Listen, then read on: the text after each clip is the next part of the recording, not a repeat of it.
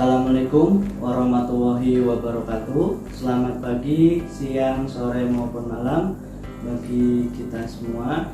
Pada kesempatan kali ini bersama saya Gia Rosi Subianto, kita ada di mata kuliah Rekayasa Perangkat Lunak. Ya, untuk kesempatan kali ini kita akan membahas mengenai software proses ya. Untuk bagian yang pertama, untuk agenda hari ini kita akan membahas yang pertama ada framework proses, kemudian ada CMMI ya, Capability Maturity Model Integration, kemudian ada SDLC ya, Software Development Life Cycle, lalu yang ketiga ada Process Flow, dan yang keempat ada model proses. Di mana di sini ada banyak sekali model proses yang akan kita pelajari ya, diantaranya ada waterfall, ada V-model, ada RAD dan prototyping, kemudian nanti ada juga kita akan membahas mengenai agile ya. Oke, sebelum kita ke materi, kita akan kembali sesaat lagi ya. Silakan dipersiapkan untuk bisa menyimak dan memahami materi dengan baik ya. Kita akan kembali sesaat lagi. Baik, kita kembali ya untuk membahas materi mengenai software proses bagian yang pertama. Ada beberapa hal yang akan kita bahas dan kita diskusikan nanti untuk software proses ya.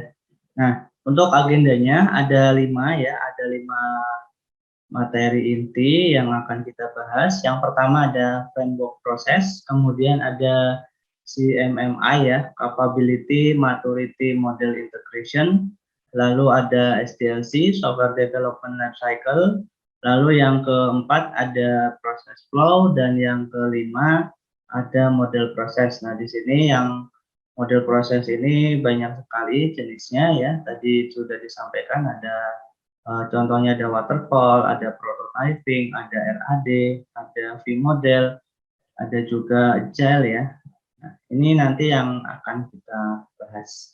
Oke, kita langsung ke yang pertama mengenai software engineering layer ya. Yang pertama, software engineering layer.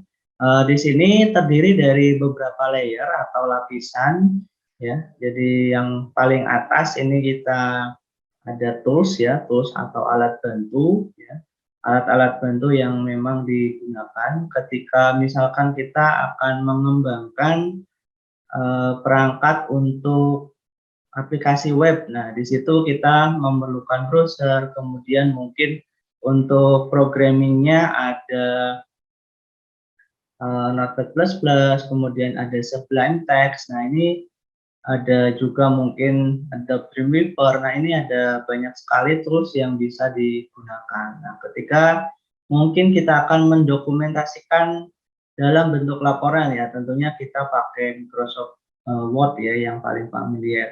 Itu yang lapisan paling atas ya, ada tools atau alat bantu. Kemudian di lapisan yang kedua ada metode ya. Metode ini adalah contoh tadi ya, berhubungan dengan metode pengembangan ya.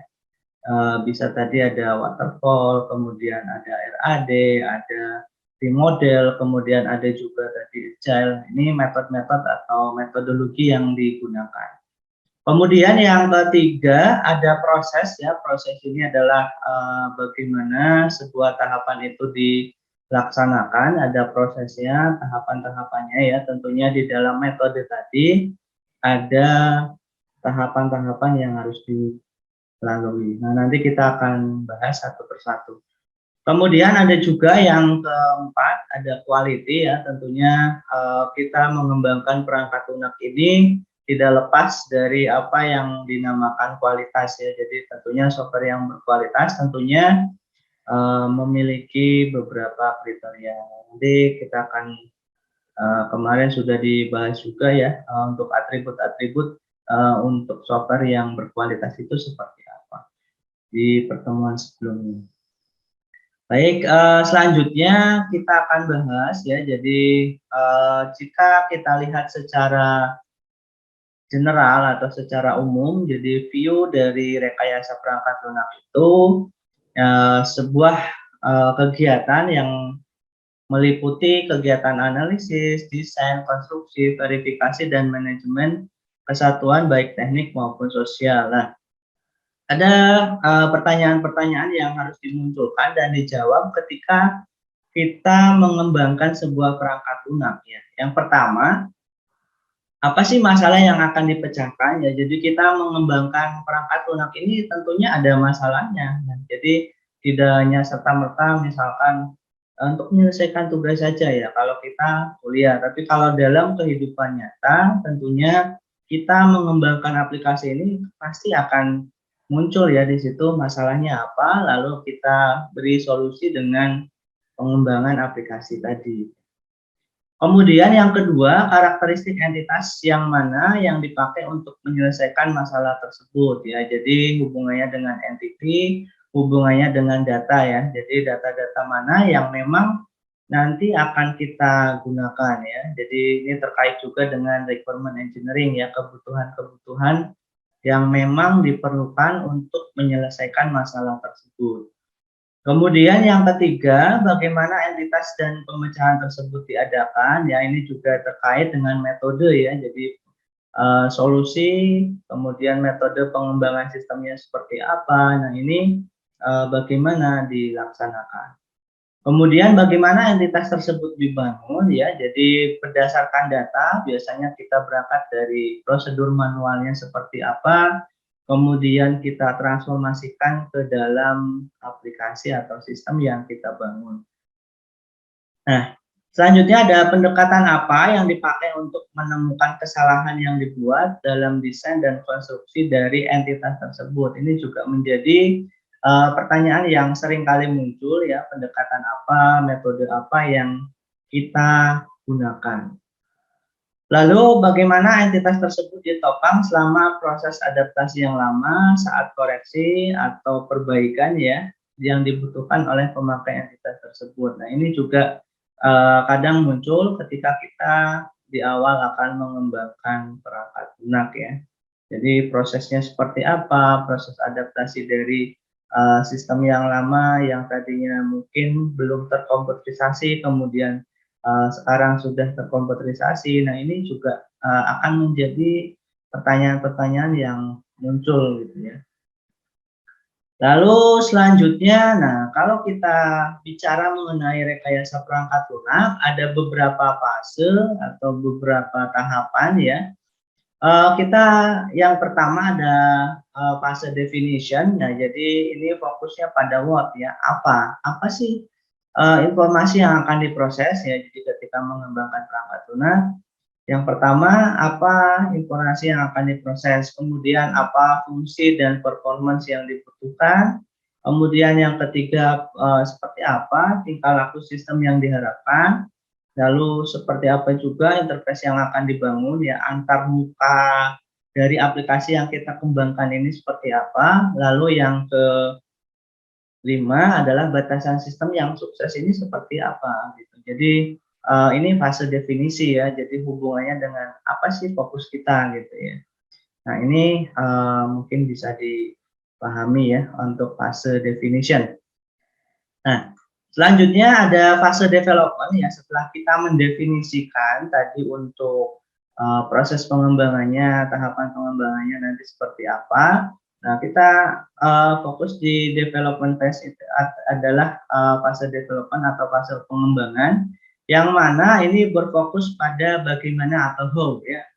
Bagaimana data dikonstruksikan, bagaimana fungsi-fungsi diimplementasikan, bagaimana detail prosedur akan diimplementasikan, lalu bagaimana tadi interface yang sudah ada ini kita akan karakterisasi atau kita kembangkan ya. Lalu ada juga rancangan atau yang akan diterjemahkan ke dalam pemrograman. Nah, ini juga bagaimana ya. Jadi ada fase transformasi nantinya setelah kita menganalisa kebutuhan, kemudian kita merancang tadi sisi user interface-nya ataupun perancangan datanya. Nah, ini nanti seperti apa ketika kita terjemahkan ke dalam bahasa pemrograman gitu ya. Lalu setelah terimplementasi dengan bahasa pemrograman, tentunya kita nanti bagaimana sih pengujian akan dilakukan secara alfa maupun beta. Bisa misalkan menggunakan pengujian black box ya. Seperti apa pengujian black box itu? Adalah pengujian yang fokus pada pengujian fungsionalitas dari sistem ya atau aplikasi. Nah, ini fase development. Nah, selanjutnya yang ketiga adalah fase maintenance ya. Ini terkait dengan perubahan atau change ya, fokusnya pada perubahan ya. Di sini dihubungkan dengan koreksi kesalahan. Nah, ketika lingkungan perangkat lunak berkembang, tentunya akan ada perubahan-perubahan yang memang perlu dilakukan ya, seperti kalian mungkin sering menemui aplikasi atau aplikasi mobile yang ada di Play Store ya. Nah, setiap itu mungkin setiap hari atau setiap minggu kalian akan diminta untuk update aplikasinya. Nah, itu salah satu contoh dari maintenance ya. Bisa juga ada perkembangan fitur, ada penambahan fitur, ada perbaikan bug ataupun error. Nah, itu juga salah satu fase di maintenance contohnya ya. Seperti itu. Nah, ini fokusnya pada perubahan ya. Jadi ketika aplikasi Android kalian minta di-update, tentunya aplikasi tersebut ada perubahan ya. Bisa jadi ada perubahan warna yang tadinya biru menjadi kuning dan seterusnya.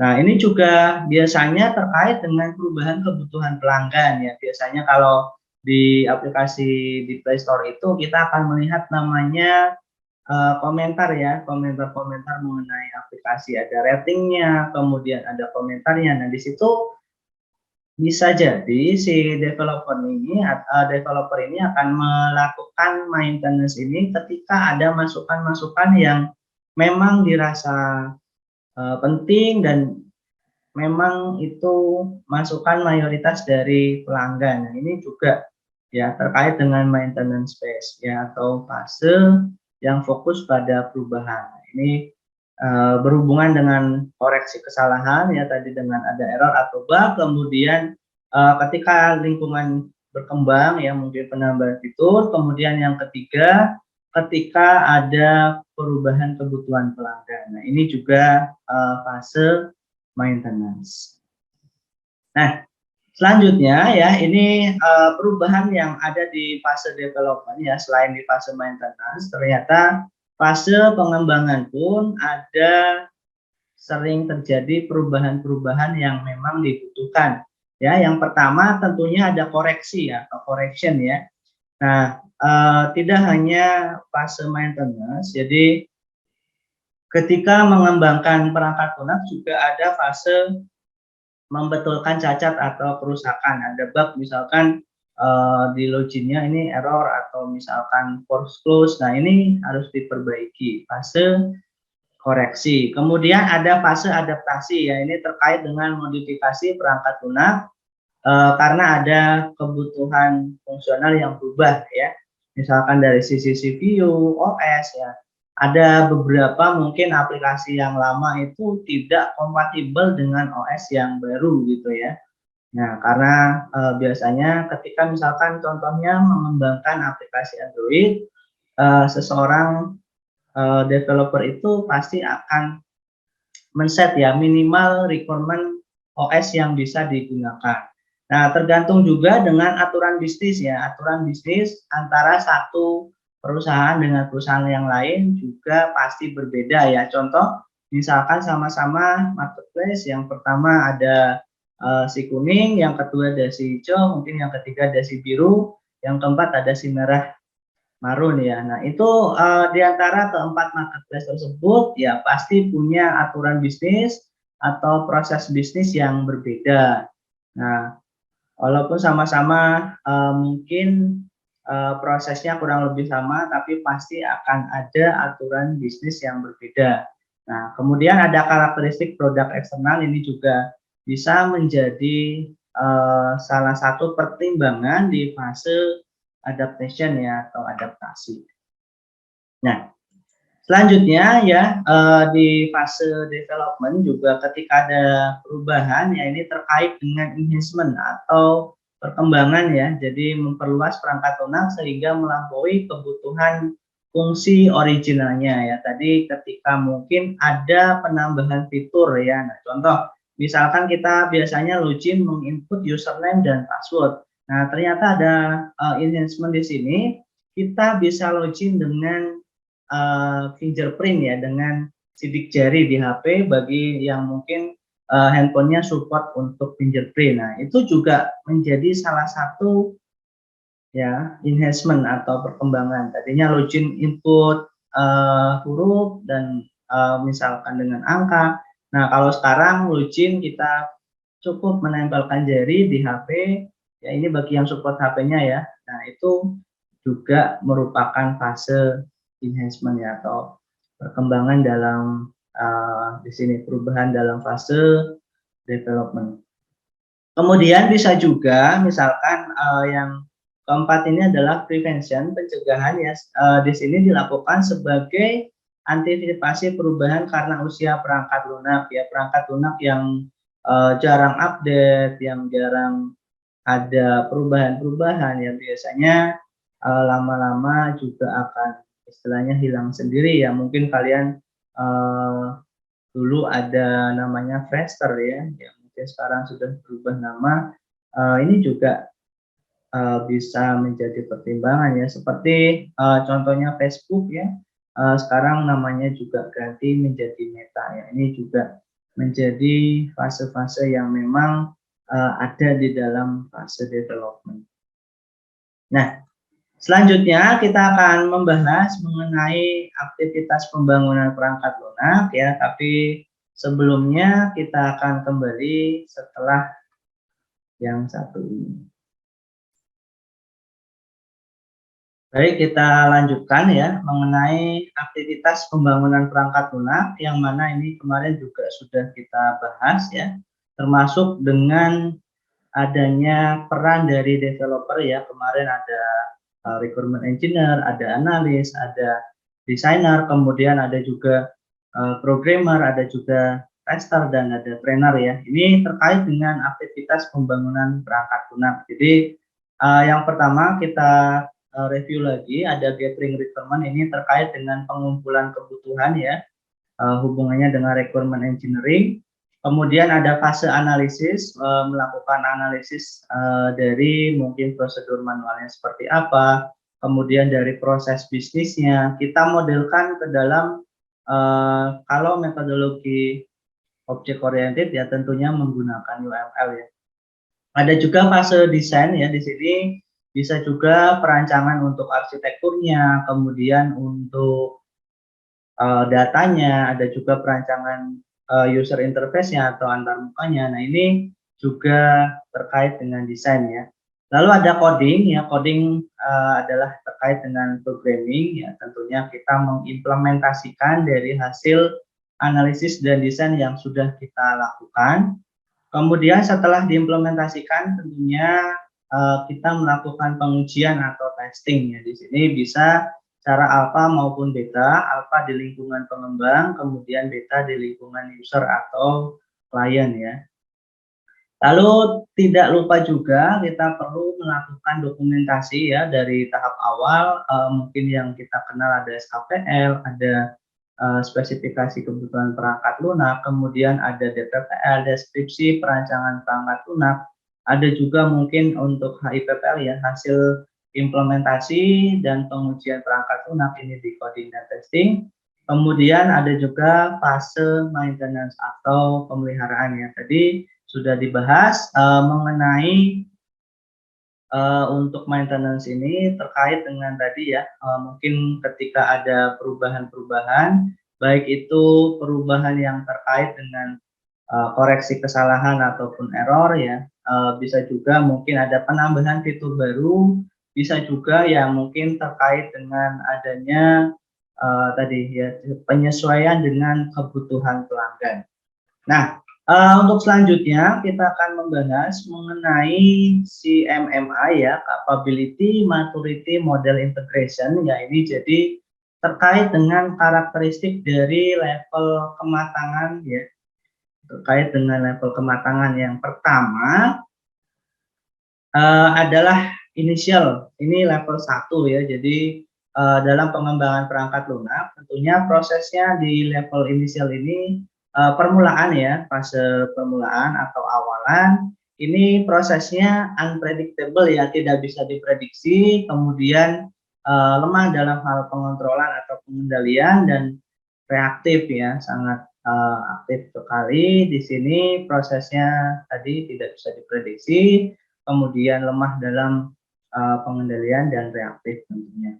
Nah, kemudian yang selanjutnya setelah level 1 ini ada level 2 adalah proses manage ya. Di sini di mana proses ini dikarakterisasi untuk proyek dan biasanya masih reaktif juga ya, masih sering ada perubahan-perubahan di sini ya. Jadi proyeknya di sini level manage ini, pengelolaan ini sudah mulai terlihat, oh proyek apa yang akan dikembangkan, kemudian biasanya masih reaktif juga. Nah, selanjutnya yang ketiga ya, ini terkait dengan proses define ya atau mendefinisikan. Ini biasanya prosesnya dikarakterisasi untuk organisasi dan ini proaktif ya. Ya, project ini disesuaikan, diukur, kemudian dikarakterisasi untuk sebuah organisasi ya. Ini didefinisikan ya. Ya. Yang ketiga. Kemudian yang keempat ada fase quantitatively manage ya. Ini prosesnya sudah bisa diukur dan dikendalikan ya untuk level yang keempat.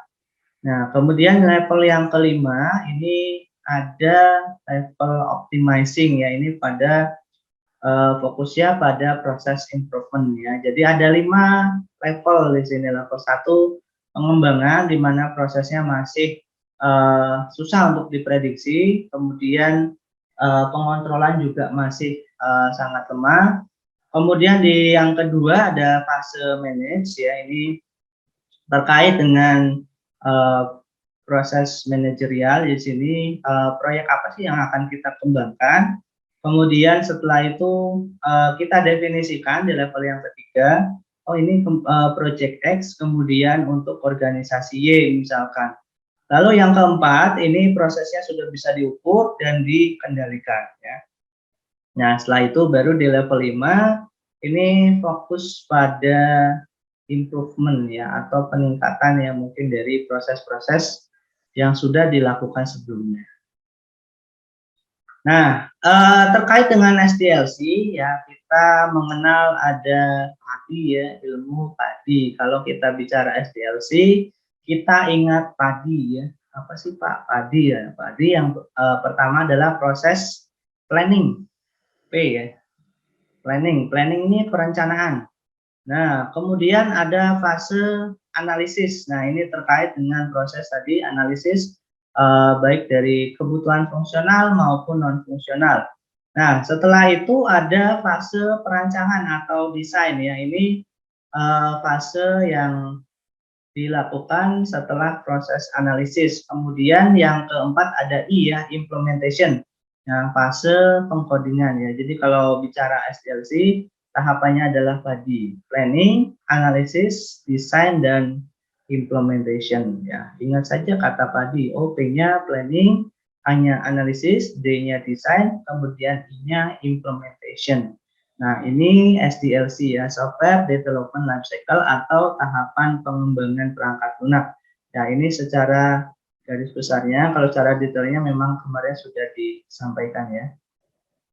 Oke, selanjutnya kita bicara apa itu SDLC. Jadi SDLC ini merupakan tahapan pengembangan perangkat lunak ya, di mana punya definisi sekumpulan kegiatan dan keterhubungannya satu sama lain untuk mendukung pembangunan dari sebuah perangkat lunak. Nah, ini pengertian dari SDLC. Nah, selanjutnya ada pertanyaan nih seputar SDLC ya. Mungkin teman-teman bisa menjawab ya.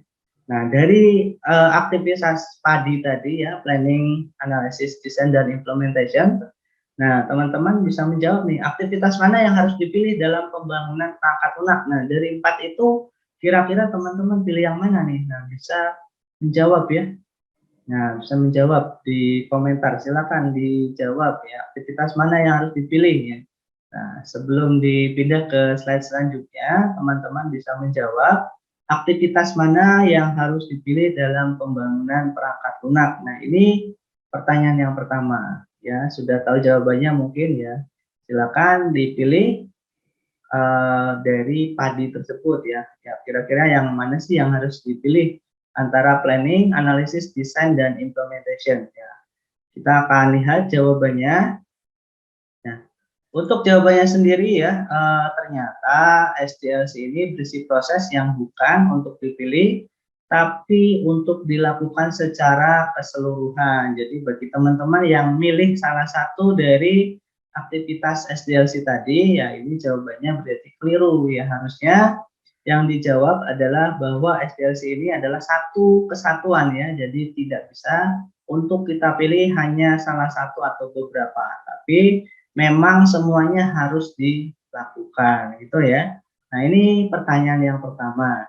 Kemudian yang kedua ya, apa sih hubungan antara aktivitas dalam SDLC ya? Mungkin teman-teman ada yang tahu tadi antara perencanaan, ada analisis, ada perancangan, kemudian ada implementasi. Hubungannya apa di antara mereka ya? Ya, ini pertanyaan yang kedua ya. Silakan mungkin bisa dijawab di komentar. Nah, kita akan lihat jawabannya ya untuk hubungan antara aktivitas dalam SDLC ya, bahwa di sini dijelaskan hasil dari kegiatan sebelumnya punya pengaruh yang sangat besar untuk kegiatan berikutnya. Nah, ini hubungan antar aktivitas dalam SDLC. Kemudian yang ketiga, ya, jadi bagaimana cara menjadwalkan SDLC, ya ini tadi dari fase perancangan, dari fase planning ya, perencanaan, kemudian analisis, ada desain, kemudian ada implementasi. Bagaimana cara menjadwalkannya? Ya, bagaimana? Ada yang tahu?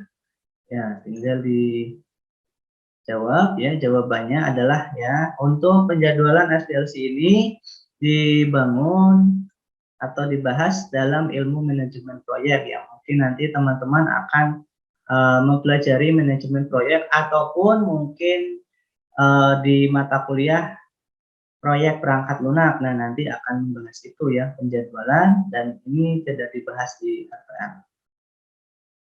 Oke, selanjutnya, nah ini kita akan bahas lebih lanjut mengenai software development life cycle yang tadi ya, ada PADI, planning, analysis, design, dan implementation ya. Jadi di fase planning yang pertama ini ada why build the system ya, perencanaan ya. Nah, di sini fase perencanaan ini terkait dengan beberapa hal. Yang pertama adalah system request, ada feasibility analysis, ada project size estimation ya. Jadi apa sih yang diminta oleh customer, kemudian analisis dari studi pendahuluannya seperti apa ya, kenapa mengembangkan sistem ini, kemudian jadwalnya seperti apa, estimasi project besar atau kecilnya seperti apa. Nah, ini ada di fase planning ya. Jadi why build the system ya. Ini kenapa kita membangun sistem ya, tentunya ada di perencanaan, terjawab di situ nanti. Ya, dari sisi biaya, dari sisi request customernya seperti apa, ada sisi analisis studi pendahuluan, ada estimasi ukuran project ya. Bisa mungkin ini projectnya termasuk ke dalam project yang sederhana, kemudian ada project yang besar ya. Ini di fase planning. Kemudian yang kedua, ini terkait dengan analisis, ada who, what, when, where will the system be ya. Jadi siapa, apa, kapan, dan di mana sistem akan dijalankan ya. Nah, ini tentunya terkait dengan pengumpulan kebutuhan dan ada juga pemodelan bisnis proses ya. Ini terkait dengan analisis ya, teman-teman. Nanti di sini mungkin di mata kuliah software requirement engineering itu ada bagaimana cara mengumpulkan kebutuhan, kemudian ada teknik mengumpulkan kebutuhan ya. Salah satu contohnya adalah wawancara yang paling familiar. Nah, itu salah satu contoh dari bagaimana cara mengumpulkan kebutuhan. Kemudian bisa juga dengan memodelkan proses bisnis ya, ini di fase analisis juga ini. Nah, selanjutnya ada fase desain. Jadi bagaimana how will the system work? Jadi bagaimana sistem akan bekerja ya. Di sini tentunya terkait dengan perancangan-perancangan yang terkait dengan program ya, program desain. Kemudian ada perancangan user interface atau perancangan antarmuka. Kemudian ada perancangan data ya, ini terkait dengan nomor desain ya, nomor 3. Jadi apa saja yang dirancang, ada program, user interface maupun data ya. Kemudian yang keempat ada fase implementasi ya, ini terkait dengan sistem construction dan delivery. Nah, di sini terkait dengan programming, ada juga dengan pengujian, dokumentasi dan proses instalasi ya. Ini lebih detailnya ya seperti ini. Jadi ini software development lifecycle ada 4 ya, tadi planning, analysis, design, dan implementation ya teman-teman. Semoga bisa dipahami untuk SDLC ini. Nah, kita akan bahas lebih lanjut lagi ya satu persatu mengenai planning, analysis, design, dan implementation. Nah, jika nanti ada pertanyaan, teman-teman bisa langsung komentar saja apa sih yang belum bisa dipahami. Oke, selanjutnya saya akan bahas mengenai planning ya. Ini fase yang pertama ya untuk SDLC ya. Di fase planning ini yang pertama adalah apa yang kita lakukan di fase planning ini ya. Yang pertama adalah mengidentifikasi business value ya. Jadi nilai bisnisnya seperti apa. Ini biasanya dikaitkan dengan sistem request ya atau permintaan dari customer maupun dari klien ya. Ini terkait dengan bagaimana kita mengembangkan sebuah aplikasi yang lower cost, kemudian bagaimana mengembangkan yang increase profit ya, jadi yang bisa meningkatkan penghasilan atau profit ya. Kemudian di sini juga kita bisa melakukan analisis feasibility ya, dari studi pendahuluan kita analisis dari sisi technical, dari sisi ekonominya, dari sisi organisasinya. Nah, ini bisa kita lakukan analisis ya dari studi-studi sebelumnya ya, studi pendahuluannya seperti apa.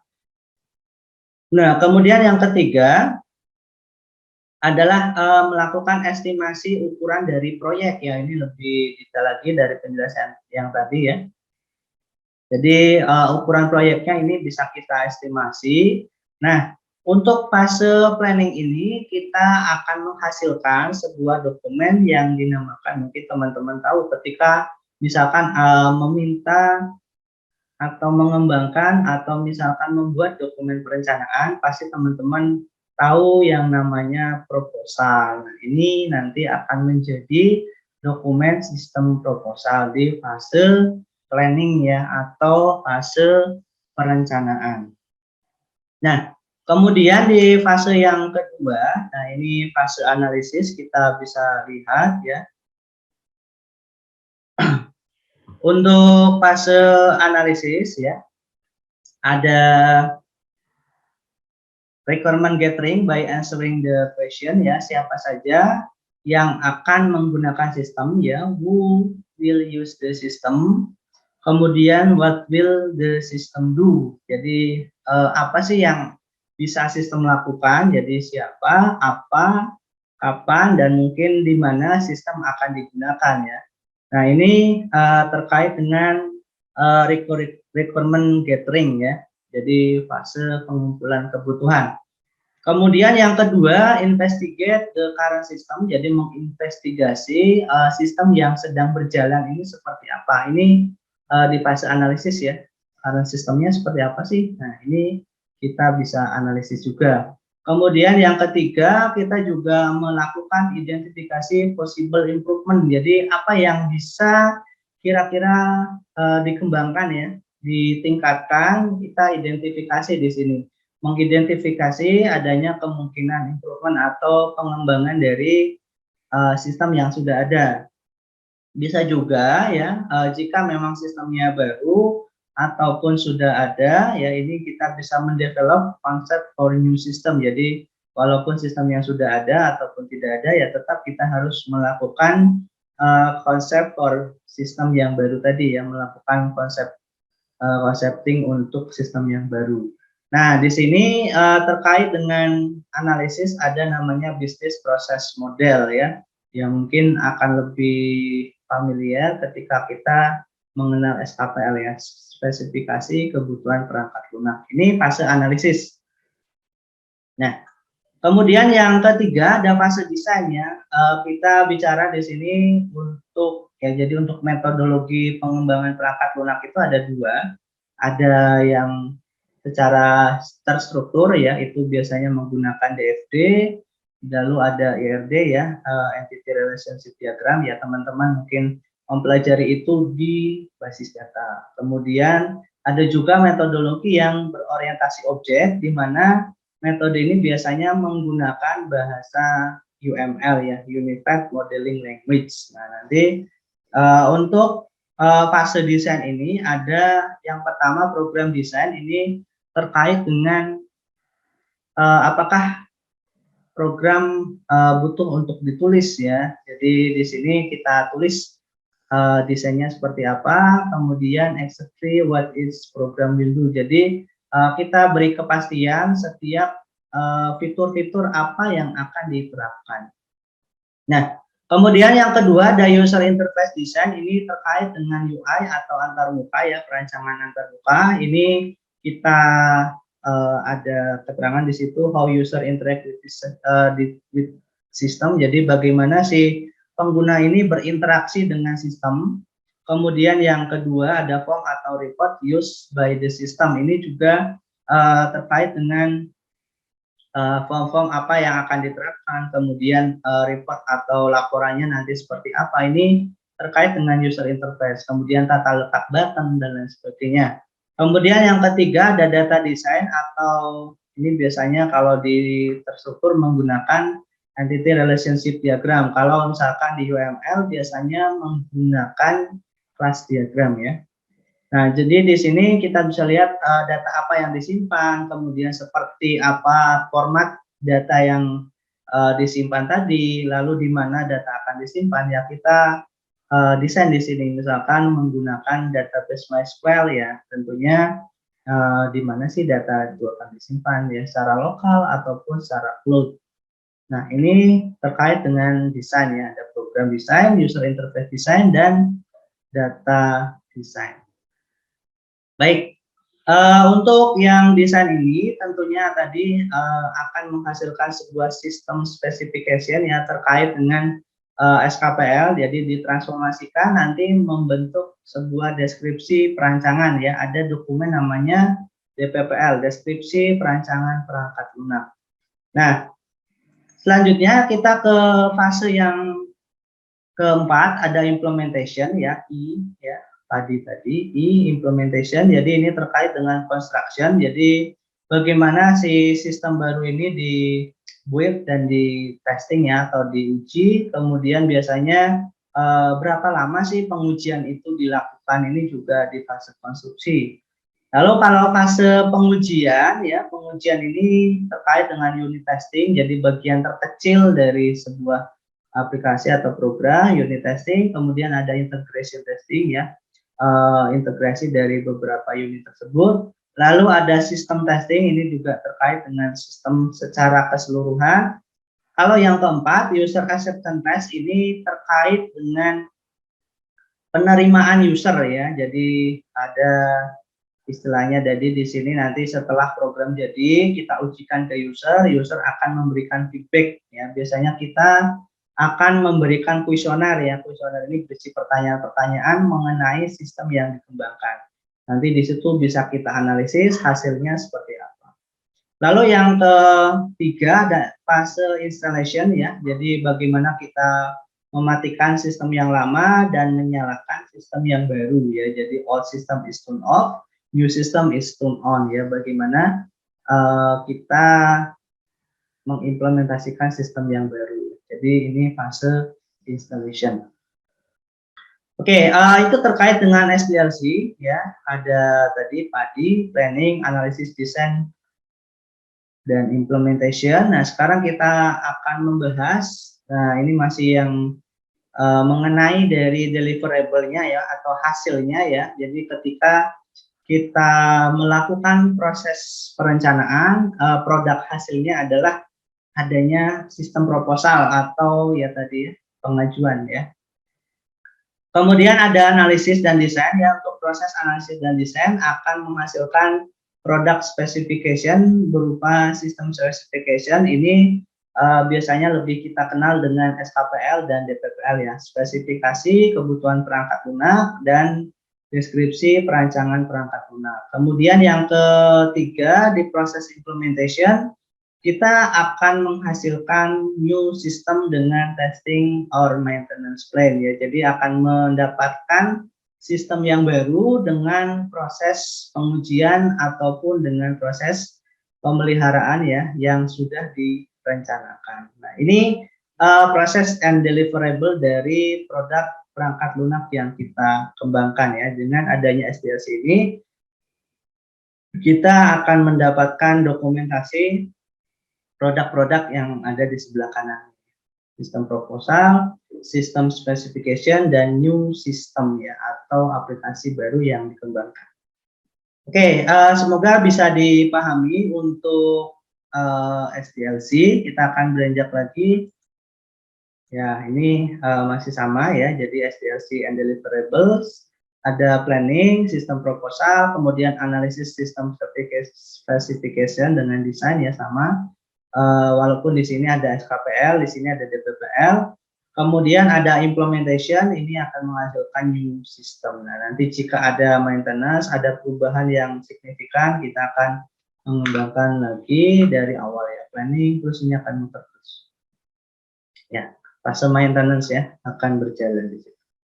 Oke, selanjutnya ada proses flow. Nah, ini terkait dengan model proses ya. Tadi terkait dengan SDLC, proses flow ini ada beberapa macam. Yang pertama ada linear proses, yang kedua ada iteratif proses, yang ketiga evolutionary proses ya. Seperti apa bedanya? Kita bahas dulu yang linear ya. Linear itu seperti apa sih? Nah, kita lihat. Nah, kalau linear ini bisa kita gambarkan secara garis vertikal ya. Vertikal ya, jadi dari fase analisis, desain, coding, dan testing ini vertikal dari kiri ke kanan itu linear. Kemudian kalau fase iteratif, nah fase iteratif ini ada communication, planning, modeling, construction, dan deployment. Nah ini masih sama tadi iteratif ke kanan, tapi di sini bisa melakukan proses kembali ya dari satu tahapan yang ada di belakang kita kembali lagi ke depan, ini bisa, ataupun mungkin fase loop di situ dicontoh di modeling ya. Fase modeling ini kita bisa melakukan perputaran di sini, memodelkan mungkin perlu waktu yang lama, kemudian ada revisi ya kita dimodelkan lagi di sini. Nah di sini ada kembali ya iteratif ini, misalkan dari fase komunikasi kita rencanakan, oh ternyata ada revisi lagi, nah kita kembali lagi ke komunikasi. Kemudian ada juga setelah komunikasi, planning, modeling, construction-nya. Ternyata setelah dilakukan proses pengkodingan ini ada masalah. Nah, kita perlu melakukan komunikasi lagi. Nah, jadi di sini ada proses kembali. Itulah proses yang iteratif ya. Bisa kembali ke fase yang sebelumnya. Kemudian yang ketiga ada evolutionary proses ya. Kalau evolusi berarti berputar di sini. Ya, tadi kalau linear ke samping vertikal, kemudian kalau iteratif ke samping juga tapi dia bisa kembali. Kalau yang evolutionary kita lihat seperti ini ya, berputar dari fase communication, kemudian fase planning, lalu ada modeling, lalu ada construction ya di sini construction, kemudian deployment ya. Ini akan muter terus. Ya akan muter terus sampai mungkin prosesnya dianggap selesai. Nah ini yang menunjukkan evolutionary ya, jadi muter. Nah kemudian ada juga ya, ini software model proses ya, software proses model ada beberapa, ini ada 7 secara garis besar. Yang pertama ada linear sequential model, ada waterfall, V-model, RAD, kemudian prototyping, juga ada evolutionary. Di situ ada banyak jenisnya, yang evolutionary, ada incremental, Ada spiral, ada komponen assembly model, kemudian ada concurrent development model. Nah, setelah itu ada formal method, ada unified process, ada 4GT model, yang ketujuh ada agile method ya. Contohnya extreme programming, ada juga mungkin Scrum yang ini salah satu contoh dari agile. Ini akan kita bahas ya untuk software process model. Kita bahas dari yang pertama dulu, linear sequential model. Yang pertama ada waterfall. Nah, ini ya tadi linear sequential model, dia ke samping ya, secara vertikal dari analisis, desain, kode testing. Tidak bisa balik ya. Kalau yang bisa balik itu namanya tadi ada ada linear, kemudian ada iteratif, ada level evolutionary ya. Jadi kalau yang bisa kembali itu ada iteratif. Oke, kita akan bahas yang pertama ya dari sini, linear sequential model, ada waterfall. Kita akan bahas ya, ini yang waterfall dulu. Nah, waterfall model ini ya mungkin kalau dari istilahnya teman-teman juga tahu bahwa waterfall ini adalah air terjun ya, model air terjun ya. Sebuah pendekatan pengembangan perangkat lunak yang sistematik dan sekuensial berurutan ya. Sekuensial ini berurutan ya. Jadi sama seperti konsepnya, teman-teman tahu kalau air terjun tentunya turun dari atas ke bawah ya. Ini disebut juga sebagai classic life cycle ya. Jadi ini memang yang jadul, yang lama, tapi memang masih banyak orang yang menggunakan model ini ya. Ya, paradigma ini sudah lama sekali, tapi masih banyak yang memakai karena dianggap masih sesuai dengan keadaan sekarang ya, walaupun banyak juga yang model-model baru bermunculan. Kita akan bahas. Nah, untuk gambarnya seperti ini ya teman-teman. Ini gambar dari Roger Pressman ya, dari bukunya Roger Pressman, dari fase communication, planning, modeling, construction, dan deployment ya. Teman-teman bisa lihat bentuknya seperti air terjun ya. Jadi ya, memang harus hati-hati. Nanti ada juga waterfall modelnya dari Sommerfeld dan Alan Dennis. Nah, ini ada intinya sama ya seperti air terjun, dimulai dari fase communication, planning, modeling, construction, dan deployment. Nah, ini di komunikasi melakukan project inisialisasi, ada pengumpulan kebutuhan, kemudian di planning ada melakukan estimasi, penjadwalan dan tracking, kemudian di modeling ada analisis dan desain, kemudian di construction ada coding dan testing, lalu di fase deployment ada delivery, support, dan feedback ya. Ini waterfall model dari Roger Pressman. Nah, kalau dari Ian Sommerfeld kita bisa lihat ya masih sama kurang lebihnya ya, ini seperti air terjun juga ya, sama. Ada requirement definition, ada system and software design, kemudian ada implementation dan unit testing, kemudian ada integration dan system testing, lalu ada operation dan maintenance ya. Ini sama seperti konsepnya di waterfall ya, air terjun.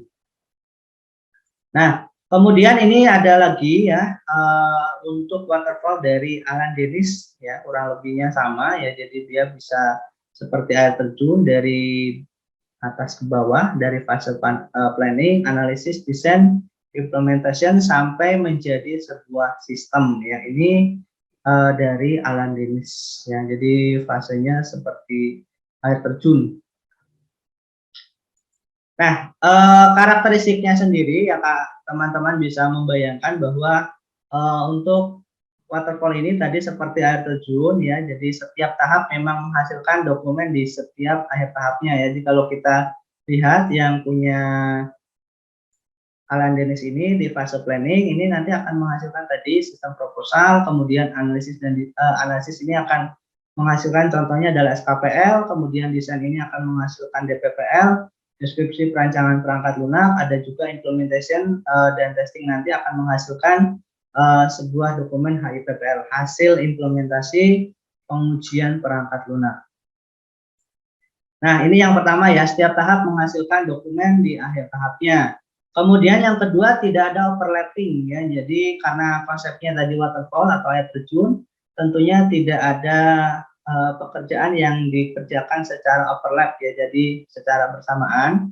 Jadi memang harus dikerjakan tahap per tahap ya, dari tahap tadi planningnya dulu dilaksanakan, sudah selesai baru pindah ke analisis, baru pindah ke desain, setelah desain selesai baru ke implementasi. Jadi memang tidak ada overlapping di sini, harus dilaksanakan satu persatu.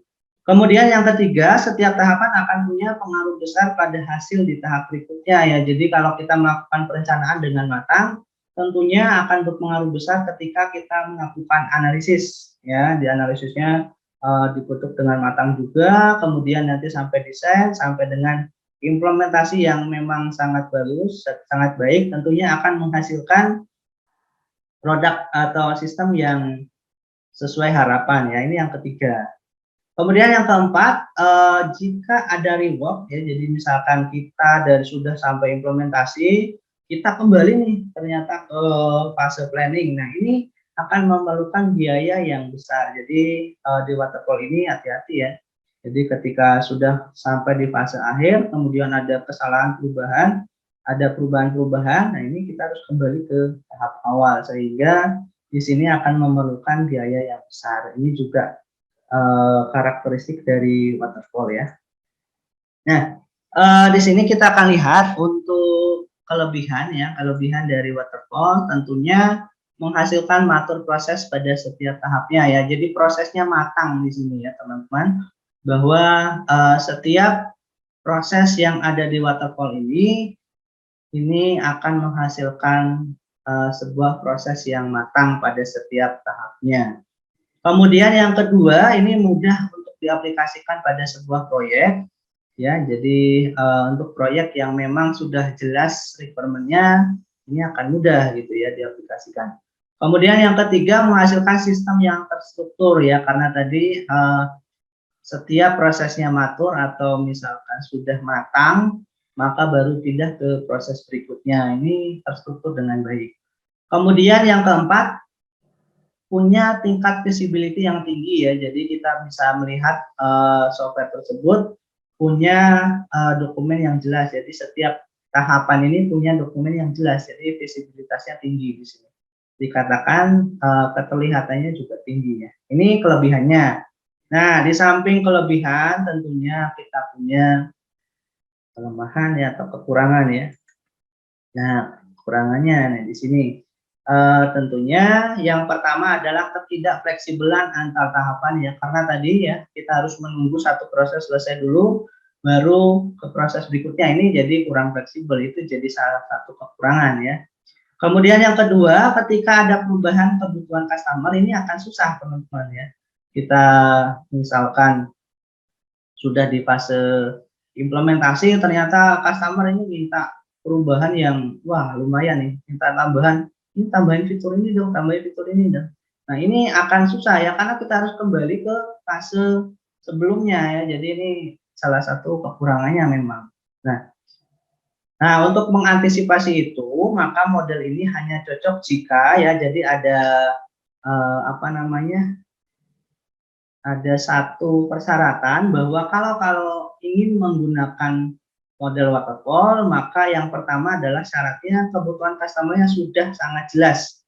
Kalau tiba-tiba nanti di tengah jalan ada penambahan fitur ya, mungkin ini salah satu masalah pengembangan ya, kemarin sudah dibahas, ada namanya fituritis ya, meminta kebutuhan yang lain ditambah gitu ya. Kemudian yang kedua, jadi model ini cocok jika perubahan kebutuhannya dibatasi ya, tidak ada penambahan di tengah jalan ya. Nah ini bisa dibatasi. Maka akan cocok kita menggunakan waterfall kalau kebutuhan customer-nya sudah sangat jelas, perubahan kebutuhannya dibatasi. Oke, selanjutnya kita akan bahas, ini ada apa namanya, modified waterfall model ya, jadi ada waterfall model yang dimodifikasi ini dari M. Konchensky ya. Jadi yang pertama ini ada sashimi ya, bentuknya seperti sashimi ya, tetap dia seperti air terjun tapi dimodifikasi ya, bentuknya seperti sashimi. Nah ada software konsep, requirement analysis, architectural design, detail design, coding, debug, dan sistem testing ini dimodif ya. Kalau tahapannya kurang lebihnya sama. Kemudian ada juga ini yang modified ya, tentunya ini ada juga dari M. Konchansky yang masih sama, waterfall with spiral introduction ya. Jadi nanti juga kita akan membahas spiral secara khusus ya, tapi di sini di modified atau waterfall model yang dimodifikasi ini ada tadi di bawahnya itu ada tahapan waterfall, kemudian di atasnya atau dimulai dengan tahapan spiral. Jadi spiral dulu baru waterfall, inilah yang dinamakan dengan modified waterfall model. Jadi namanya adalah waterfall with spiral introduction.